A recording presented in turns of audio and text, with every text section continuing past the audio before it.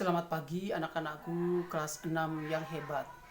Hari ini kita kembali belajar agama Katolik dan budi pekerti, di mana kita akan masuki dalam bab 2 dengan tema yaitu Yesus Kristus.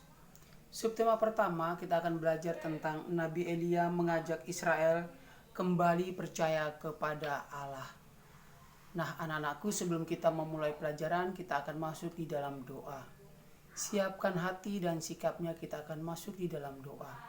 Dalam nama Bapa dan Putra dan Roh Kudus. Amin. Allah Bapa yang Maha Kuasa, Engkau senantiasa hadir dan berkarya di tengah umat-Mu. Ketika umat-Mu berpaling dari-Mu dan menyembah berhala, Engkau menghadirkan Nabi Elia untuk mengingatkan kami. Kami ingin belajar dari Nabi Elia. Berkatilah agar kami mampu melaksanakan pesan-pesan Nabi Elia dalam hidup kami. Demi Kristus Tuhan dan pengantara kami. Amin. Dalam nama Bapa dan Putra dan Roh Kudus. Amin. Baik anak-anakku, kita sudah berdoa. Tiba saatnya kita akan masuk dalam pelajaran pertama, di mana kita akan melihat langkah pertama ini, yaitu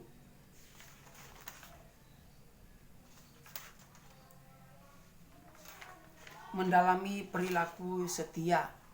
Nah, untuk itu Bapak harapkan kalian akan mengerti dan memahami materi yang Bapak sampaikan lewat pembelajaran video ini. Kalian boleh catat poin-poin yang Bapak sampaikan dalam pembelajaran lewat video ini. Nah, untuk itu anak-anakku, sebelum kalian akan menjawab pertanyaan-pertanyaan yang Bapak berikan, Bapak harap kalian membaca daripada kitab suci, ya. Di dalam 1 Raja-Raja pasal 16 ayat 29 sampai dengan 33, dilanjutkan pasal 17 ayat 1. Pak Guru ulang lagi.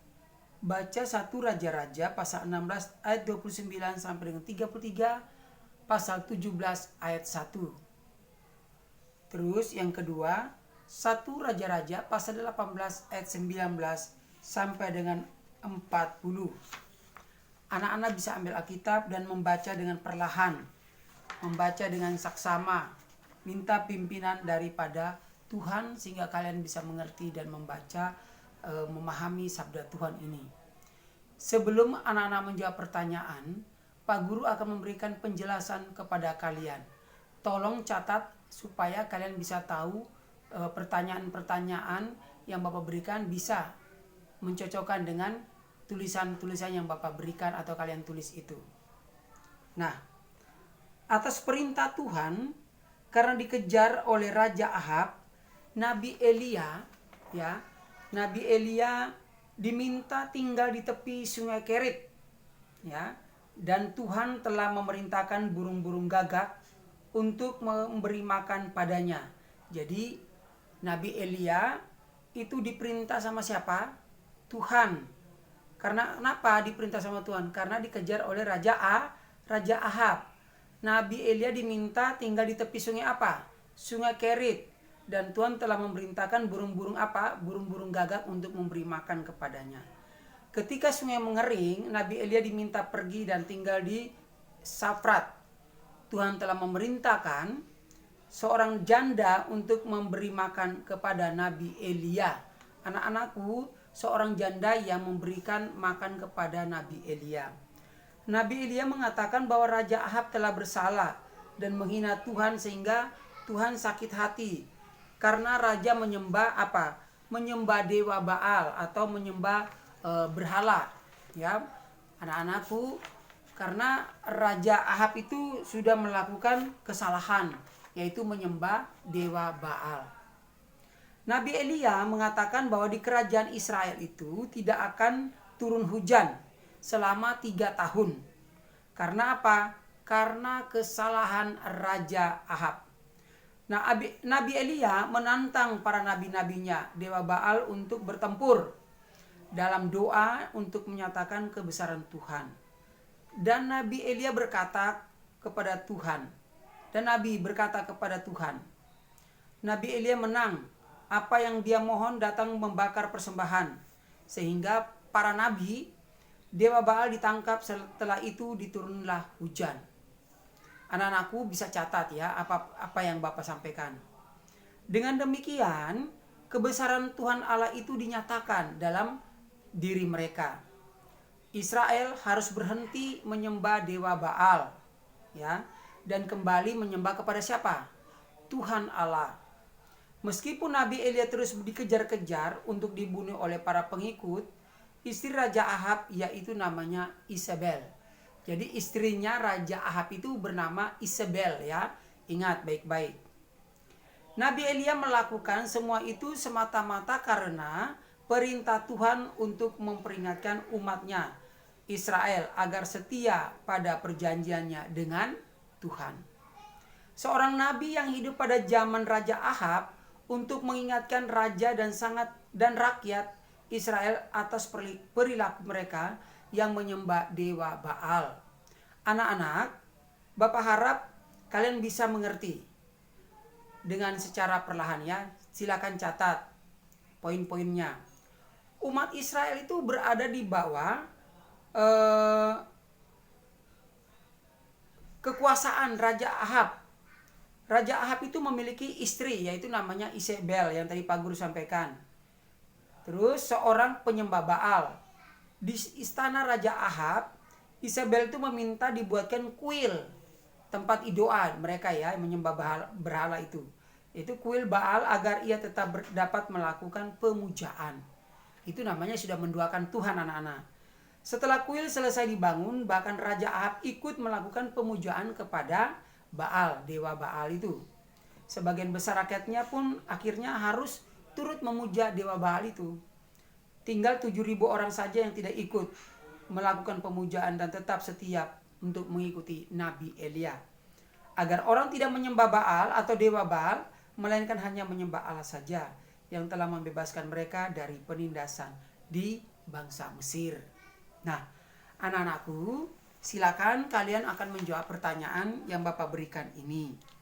Nah, kira-kira Bapak sudah menyampaikan kepada kalian, ya, semoga kalian bisa mengerti, semoga kalian bisa memahami materi ini. Karena setiap zaman dan tempat serta situasi tertentu terjadi banyak masalah-masalah yang ada di muka bumi ataupun di setiap daerah. Biasanya muncul orang-orang yang berani bicara jujur dan benar mengenai masalah-masalah itu. Orang-orang berani tersebut biasanya menentang arus pemikiran banyak orang dengan risiko ditangkap. Seperti yang tadi itu ya, Nabi Elia mau ditangkap. Untuk apa? Mau dibunuh. Ya. Dianiaya bahkan dibunuh. Dalam sejarah bangsa Israel, orang-orang yang menyuarakan, nah dicatat. Jadi dalam sejarah bangsa Israel, orang-orang yang menyerukan kebenaran itu disebut nabi, yaitu salah satunya Nabi Elia menyerukan kebenaran. Jadi Pak Guru lagi, dalam sejarah bangsa Israel, orang-orang yang menyuarakan kebenaran itu disebut apa? Nabi. Nah, para nabi berbicara atas nama Tuhan. Mereka menyuarakan kehendak Allah, misalnya bertobatlah, ya, berbalik dari jalan sesat, berbuat adil dan jujur, ya.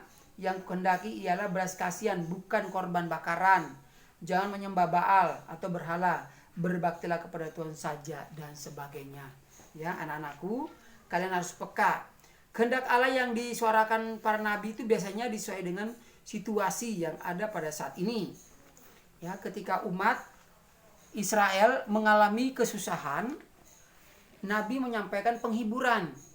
Ketika umat berputus asa, Nabi memberikan pengharapan. Ketika umat meninggalkan Allah, melakukan penyembahan berhala, Nabi mengingatkan mereka bahwa kalau umat tidak bertobat, Allah akan menghukum mereka.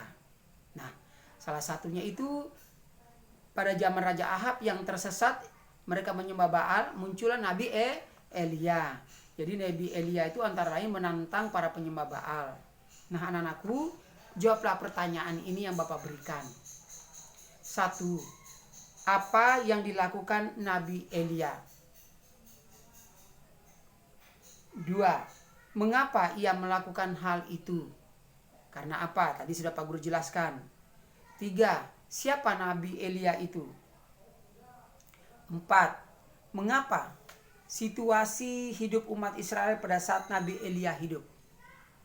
Maksudnya bagaimana situasi hidup bangsa Israel ya pada saat Nabi Elia muncul atau Nabi Elia hidup. Yang terakhir nomor 5, apa yang menjadi pesan pokok Nabi Elia? Ya, Bapak harap kalian bisa mengerti dalam pelajaran bacaan di dalam 1 Raja-Raja ini ya. Kalian baca 1 Raja-Raja pasal yang ke 16 ayat 29 sampai dengan 33, dilanjut pasal 17 ayat 1. Dilanjutkan lagi 1 Raja-Raja pasal yang ke-18 ayat 19 sampai dengan 40. Nah, itulah pertanyaan yang Bapak berikan kepada kalian. Kalian bisa menjawabnya di buku catatan. Setelah itu kalian akan mengirim jawabannya secara japri. Demikian pelajaran kita kali ini. Semoga anak-anak dapat mengerti dan memahaminya. Sebelum kita akhir daripada pelajaran ini, kita masuk dalam doa. Dalam nama Bapa dan Putra dan Roh Kudus, amin. Bapa yang Maha Baik, kami sudah mengakhiri pelajaran kami. Bantulah kami untuk boleh memahami dan mengerti serta mengerjakan soal-soal ini. Dan semoga Engkau berkati orang tua kami, Bapak Ibu Guru yang mengajar kami. Berikan kami kesehatan, sembuhkanlah COVID-19 ini di tengah dunia ini. Demi Kristus dan pengantara kami. Amin. Dalam nama Bapa, Putra dan Roh Kudus. Amin. Shalom.